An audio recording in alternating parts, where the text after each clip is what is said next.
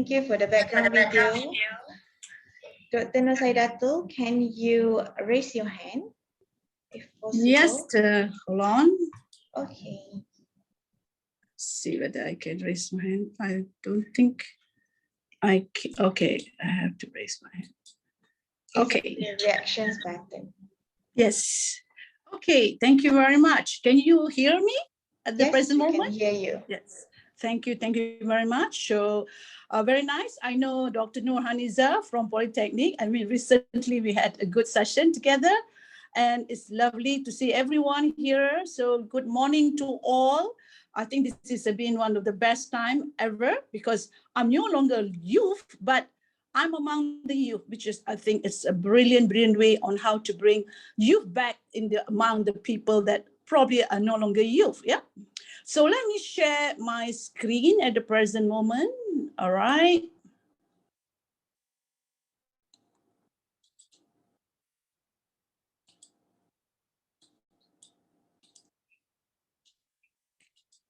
Can you see my slides now? Yes, we can. Thank you very much. Okay, today I'm going to share something a little bit unique regarding what it takes for all of us to be in the community, right?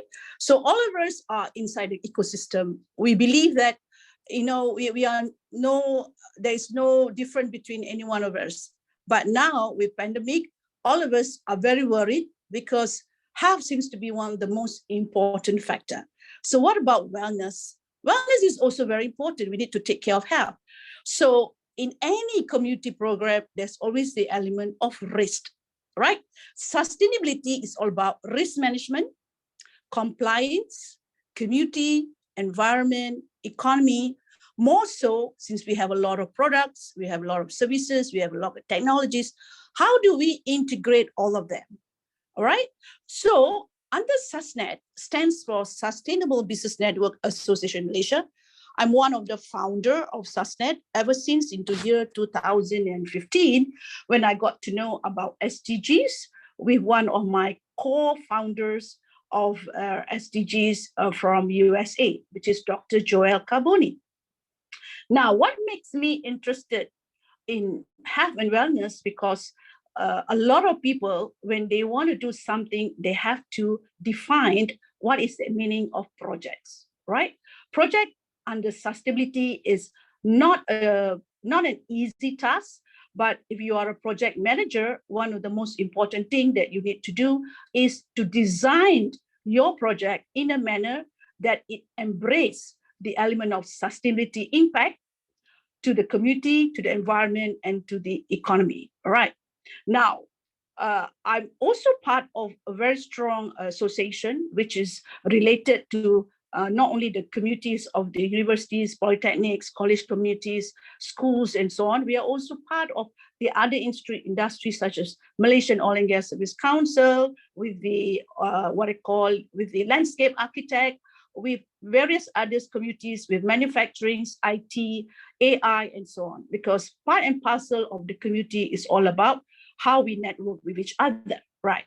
Now, in terms of health and wellness, I would like to bring you back to the understanding that health and wellness is part of the SDG, all right? Which is SDG number 3, right? Now, before that, let me introduce what SustNET activities is. So you can Google and go to the website sustainable-business.net, and you will get to know a lot of the things that we do over the last 6 years. So we have done many activities, we have done many projects. So after listening to all the presenters today, definitely there's a lot of growth that we have done in Malaysia, but probably still not enough. So joining hands is very important in SDG, because integration is the work of all parties in terms of how we make Malaysia a better place. Now, what are the things that we have done? Under SDGs is all about knowledge. Knowledge is something that you need to be educated with. So under SustNET, we work with many players, trainers, coaches, mentors, because we believe in developing the youth. So we do have what we call knowledge centers for youth, for youth and professionals. So we need to integrate For those people who have been working in the industry, they need to talk to the youth. The youth that is about to grow and to get into jobs, they need to talk to the professionals. So we believe in the integration of various parties, leaders, and of course, thinkers in terms of where we are, in terms of how we drive the SDG. I came from the government before. I was one of the policymakers of the government. So I understand what it takes to be a policymaker. But at the end of the day, a lot of the policies need to be implemented. So this is where youth and professionals, which are part of the ecosystem, we need to develop projects that are aligned with the policies. Now we have the 17 SDGs, which is part of the direction of how we should target our key performance indicators and also targeting our impact towards what we want to achieve. Now, one of the things which we do when we have trained people or we have guide people, we give them a recognition. What is recognition? So part of our work in SustNET is to recognize the people who have got the talent when they design projects which is related to sustainability. Now, it takes a lot of project management to design a project or to implement a project. What more if it has created impact? So this is the reason why when we assess projects of schools, of universities, college, polytechnics, and also from the industry, we're not assessing the qualitative element of their knowledge. We are looking at the talent of their knowledge in terms of implicating impact for the community, which is the society, for the environment, which is the planet, and of course for the economy, which is the prosperity. So under SustNET, we practice a 5P model: product, process, people, planet, prosperity.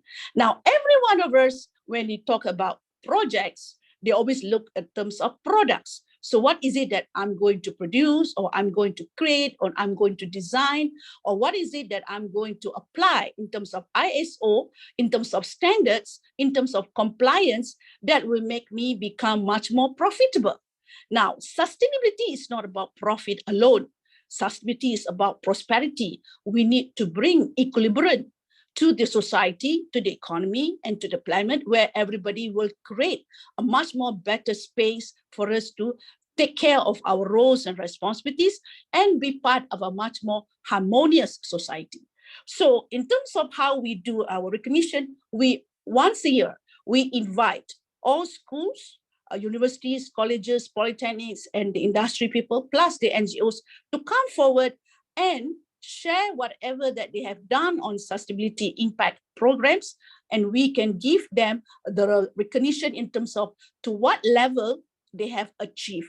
So for those who are interested in knowing more about our recognition awards, you can always go to our website called sustainability-awards.com, and you will look at all the impact of other people's work, and you can see them how great they have been doing, and probably whatever you do, you can also be appreciated. Yeah. Now, the main theme of my project that I want to share today, which we have designed for our program, is on health and wellness coordinator. Now, it sounds more like, what is this job? Is that coordinating between health and wellness communities? Well, when we look at frontliners, they are coordinators. When we talk about doctors, they are coordinators. When we talk about policymakers, they are coordinators. So everyone is a coordinator. But in terms of where we fit ourselves in the community, where there is health and wellness issues, that's where you stand in as a leader. Now, we hear about Girl Guides, we hear about Boy Scouts, we hear a lot of community leaders. They're all coordinators also. But here, in the current situation, where we see digital divide, where you see people cannot move, when you see people who are old folks, they don't even have a mobile phone. They can't access to the internet. They can't look into their results of what is it they are sick about. So all these things create a lot of inequilibrium. So this is where health and wellness coordinator come forward to come and help wherever it's possible to assist, especially for those who doesn't even know how to read their health data. Now, we have colleges, students, teachers, lecturers, volunteers, Everybody knows how to read health data, but not all know how to read their health data. Especially now in COVID time, a lot of people are having the lack of knowledge, even to know where they put their health records. So these are things which are very, very transparent right now in terms of how we address issues, which is very important. So this is where we call upon youth.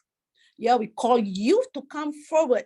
Get yourself connected to us so that we can train you to be a health and wellness coordinator, so that you can be positioned in every constituencies, regardless of where you stay.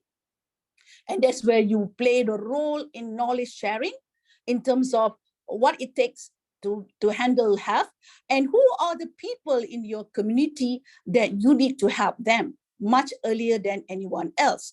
Also, you need to work together with the providers who are already available in the community, so that they are also understanding what it takes to be together in the ecosystem. So health and wellness coordinators are leaders. So when they lead, they always need to understand technology. So we know that every one of us has got a mobile phone. So when you use a mobile phone, there is a mobile apps. So this is where health and wellness, we look into how we bring the digital divide, especially for those who have developed telehealth and teleconsultation, how we bring the digital divide into a much more closer relationship for those who don't have, right? So this is where we, on SustNET, we have to develop the talent for people, not just to get into the job, but to get into some kind of an activity that bring them back values.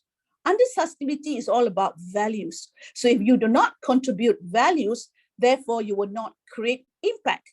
So this is where we want to ensure that for those who want to be part of the role of coordinator, we give them an element of how they can be part of the system, which we are already in a very, very complex system, to assist wherever possible, right? So this competency is something that we do in campus.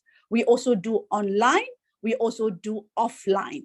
So what we do is we help people to embrace technology, or those who have been left out, and we help the people who are already connected with technology, who probably want to reach the critical mass, but they couldn't reach it out.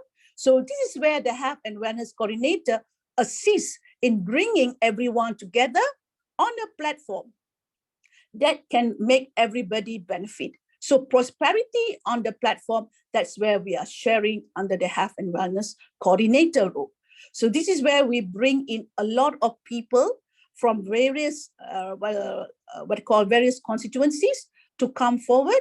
And of course, when there is a community leader, such as the health and wellness, they can embrace the element of knowledge through digital ways, so that more so many people can bring in the true value of closeness. We are a Malaysian who likes to harmonize things, all right? So we are people of the caring society. We are the people who are very talented and knowledgeable, but are we people with a heart? So heart is very important. So if everybody knows that heart is the most important element in our body, if it is not healthy, we could not get the wellness that we want. So in our situation right now, we want to work together with the people with the knowledge, people who are learning, people who can bring together the elements of collaboration, what it takes to collaborate, because a coordinator role is where we bring communities together to support each other. And of course, when they bring in the right group of people, we acknowledge, we give recognition, we give certificate wherever is possible. And if there is going to be any financial reward, they deserve to get it. So this is some of the element of where we bring health and wellness coordinator, not as just as a job, but it's just as a function in sustainability. Because all the SDGs that we are talking about, the 17 SDGs, it will not be better if our health and wellness situation is at risk.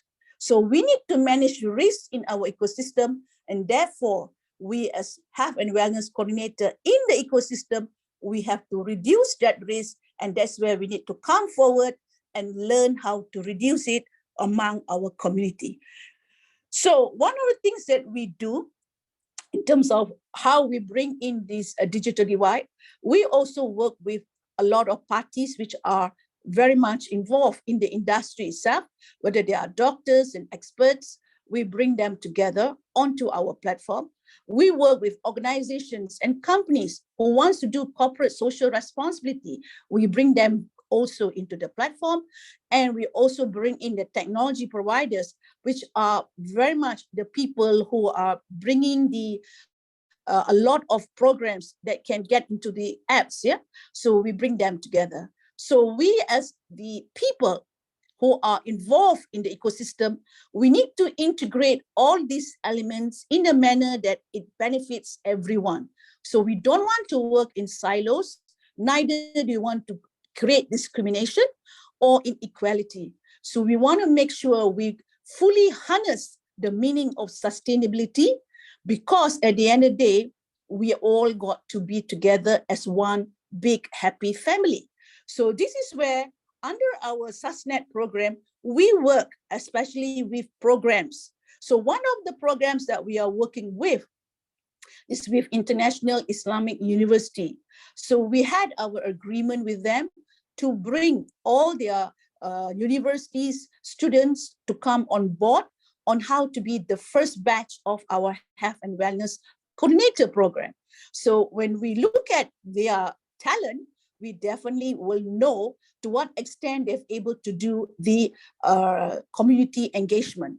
We talk about community engagement, it takes an action and it takes a reporting. So how do we report people's involvement in the community in a manner it's going to in fact impact the sustainability? Yeah. So this is where some of the things that we would do. We want health and wellness group of people, be it from youth or from the community.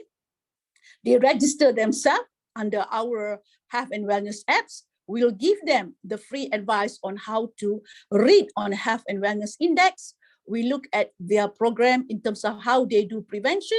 We give them input on what it takes for them to guide people when they see something is wrong in the society, especially with respect to health. And of course, when we talk about wellness, it's about getting better. Prevention is better than cure. That is where we look at technology, to what extent we can bring in the aspect of application closer to the community that may not be able to go online. So this is where we have companies, the industries, to provide sponsors and a social impact program where they can contribute better for the health and wellness communities, people to assist each other. So this is where we work as a family under sustainability program. Now, on top of that, we know we have, yeah? Doctor, sorry to interrupt, but you have around 2 more minutes before the end time. So maybe you can speak a little bit faster. Thank you. Thank you. Okay, so I was saying that prevention is better than cure. And one of the best way to look at technology is to embrace all of this together into one platform. So one of the things that we want to do is to recognize the people that work hard. So in our program, we do bring the benefits for people who come forward to become health and wellness coordinator. We have the benefits for youth, for the health providers, wellness providers, and of course, benefit to the sponsors. So we have a lot of our sustainability report relating to SDGs. Here are some of the report that we will be very much committed to share once our health and wellness coordinator program completed by end of 2022. So we hope all of you who wants to join hands, you come forward because we are ready for you. And more so, SustNET is here to give you the recognition awards and the financial rewards, plus the community rewards, if and when you want to participate in our community development program. With that, thank you very much. All right, thank you very much to Dr. Norsaidatul Akmar for the amazing talk just now. And this is the end of the Room 8, Engaging Youth in SDG.